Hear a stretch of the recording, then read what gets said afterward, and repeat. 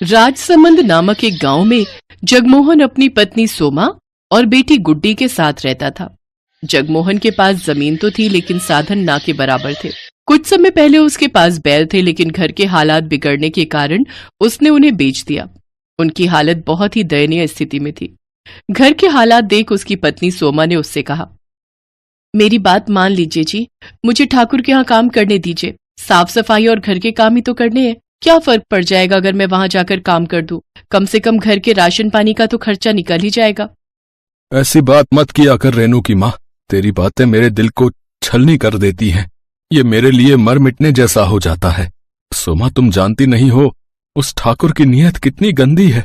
वो अपने घर पर काम करने वाली हर औरत पर बुरी नजर रखता है और मैं नहीं चाहता कि वहां जाकर तुम भी उसकी गंदी नजर का शिकार बनो। ना ना, मुझसे तो नहीं देखा जाएगा और मैं तो गांव में किसी को अपना मुंह भी नहीं दिखा पाऊंगा। नहीं नहीं, तू वहां काम करने नहीं जाएगी बस। जगमोहन दिन भर इसी चिंता में रहता था कि वो अपनी पत्नी और बच्ची को ढंग का खाना और कपड़े तक भी नहीं दे पा रहा था। वो फटे पुराने कपड़े पहनकर ही गुजारा चला रहे थे। जगमोहन जब भी गांव में किसी से मदद मांगने जाता कि हल और बैल दे दो या ट्रैक्टर उसके खेतों में चला दो, तो सभी उसे मना कर देते। एक दिन अपने खेतों को फावड़े से खोदते खोदते वो अधमरा सा हो गया। उसकी सूखी जमीन पर फावड़ा भी नहीं चल रहा था, लेकिन वो लगातार फावड़ा चलाए जा रहा था। उसकी आंखों के सामने बार बार अपने परिवार का चेहरा आ रहा था। उधर गांव का ठाकुर गीदड़ की तरह नजरें गड़ाए बैठा था कि कब जगमोहन मदद के लिए उसके पास आए और वो उसकी जमीन हथिया ले।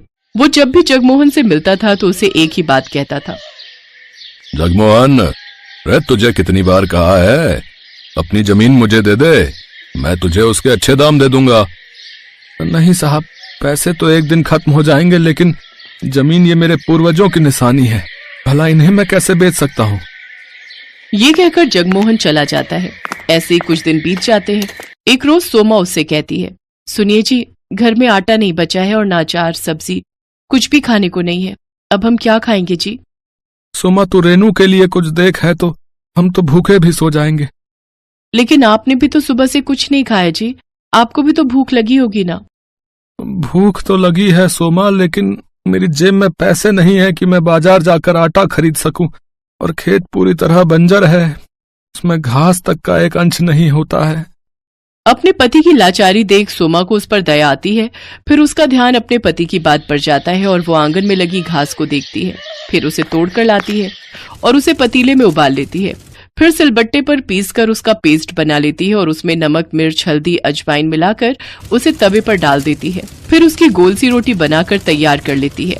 ये ले रेनू, मेरी बच्ची, अपनी माँ को माफ करना। घास की रोटी बनाने के अलावा मेरे पास और कोई चारा नहीं था। तो क्या हुआ माँ? मास्टर जी कहते हैं हमारे महाराणा प्रताप भी जब जंगल में रहे थे तो उन्होंने भी यही हरे घास की रोटियां खाई थी, तो फिर हम क्यों नहीं खा सकते? बिल्कुल सच कहा मेरी बच्ची। फिर जैसे ही रेनू और जगमोहन उसे अपने मुंह में डालते हैं तो उसे खाकर कहते हैं, वाह माँ, ये तो बड़ा ही स्वादिष्ट है। हाँ सुमा, ये तो लाजवाब है। की आंखों से आंसू बहने लगते हैं। मैं जानती हूँ ये इतनी अच्छी नहीं है, आप दोनों बस मेरा मन रखने के लिए कह रहे हैं। फिर उन तीनों की आंखों से आंसू बहने लगते हैं। तभी दरवाजे पर कोई आदमी आता है। जी, ये जगमोहन जी का घर है। जी हाँ। तभी जगमोहन आता है। क्या बात है भाई साहब? दरअसल मैं लॉटरी विभाग से आया हूँ। कुछ महीने पहले जो आपने लॉटरी खरीदी थी उसका आज रिजल्ट आया है और आपने इस लॉटरी को जीत लिया है, जिसका इनाम पूरे 25 लाख रुपए है। 25 लाख रुपए? और साथ में ये, हाँ जी, और साथ में ये आज का खाना हमारी कंपनी की तरफ से आपके लिए। ये सुनकर जगमोहन, सोमा और रेनू सब बहुत ही खुश होते हैं। अब उनके दिन बदल जाते हैं।